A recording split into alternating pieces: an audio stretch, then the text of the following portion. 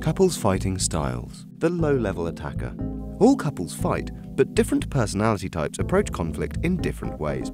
Knowing your fighting style may help you and your partner learn to handle disagreement more positively. This is the Videojug guide to the low-level attacker.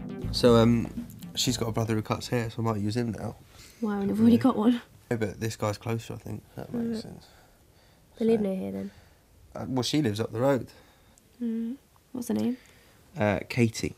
What does she look like? Why do you want to know that? Why can't I ask you that? What does she look like? She's got blonde hair down her hair, and she's not bad looking. She's quite tall. So she's pretty? No, she's not pretty. You're pretty. She's Is not she prettier than me, though? No, she's not pretty. So would I ever say anyone was prettier than you? Why are you even saying that, though, Tom? Because you know that that's not true. There are people prettier than me. No, I've never The said low-level attacker may come across as someone who's, on the whole, really quite reasonable, and they may enter a conflict situation with a lot of reason.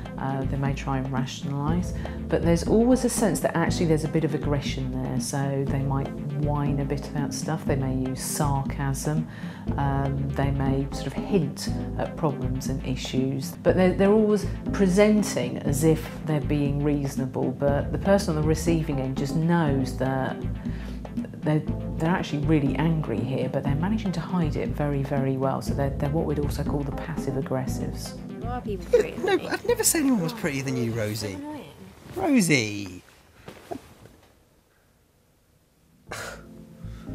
If you're a low-level attacker, then the first thing you need to do is recognise that you are angry and you do have needs, and it's okay to actually be assertive and angry sometimes. So rather than slipping into being a moaner, whinger, whiner, backstabber or whatever, actually confront the issue head on and say, I'm feeling angry because, and this is what I think should be happening, and this is what I would like to happen. So you've first really got to acknowledge that those feelings are under the surface and be brave enough to let those feelings show openly with your partner rather than them sort of leaking out at the sides.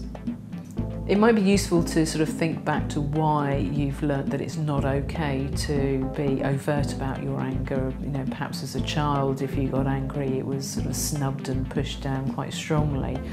But just think about actually the situations, you know, maybe work situations or in a shop if you're complaining about something, where you're quite aware that it's okay to be assertive, and it's getting in touch with that bit of you that's assertive rather than that bit of you that's aggressive.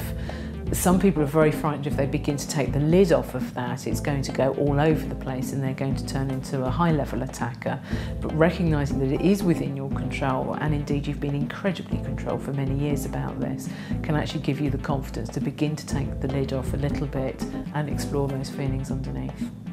If your partner's a low-level attacker, it's probably very frustrating because they're doing this thing of everything seeming to be quite reasonable and okay, but you know they're angry. You may actually find yourself often saying to them, but you know, you're angry, why are you so irritated? And you'll probably get, no, I'm not angry at all, I'm not irritated.